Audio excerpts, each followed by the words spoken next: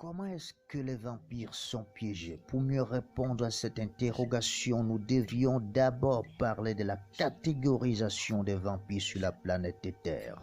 Cette catégorisation commence du 2e jusqu'au 12e degré et le pouvoir ou puissance commence du haut jusqu'en bas.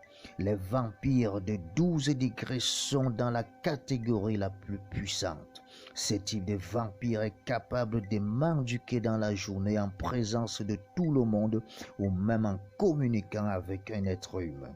Il est capable de faire un voyage mystique seul même dans la journée. Ce type ne suce pas seulement le sang humain, il tue aussi les animaux domestiques et il est aussi capable de ronger l'intérieur d'un fruit sous le nez aux barbes de tout le monde sans toucher sa peau. Ce type de vampire est très difficile à piéger puisqu'il a toujours une communication étroite avec les connaissances naturelles.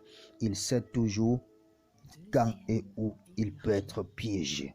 Vous pouvez l'empêcher de vous mendiquer, mais vous ne pouvez pas facilement le piéger. Nous avons en 2e position le degré 10. Ce sont aussi les vampires puissants. La seule différence est qu'ils font plus du mal que du bien. Les vampires de cette catégorie aiment plus marcher en groupe pour aller ôter la vie des êtres humains. Ils font souvent même du mal pour rien.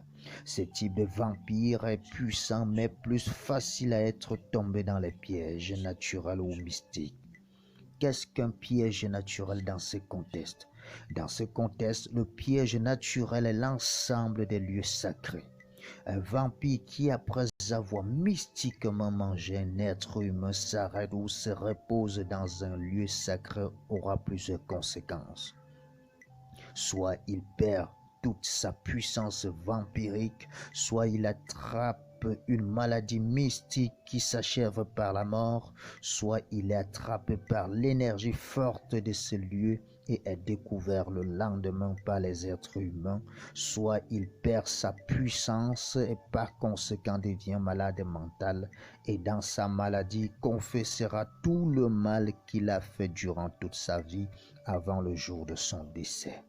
Parlons actuellement des pièges mystiques. C'est un ensemble spécifique des écorces, des parfums et des incantations pratiques à une heure précise permettant d'arrêter tout esprit maléfique.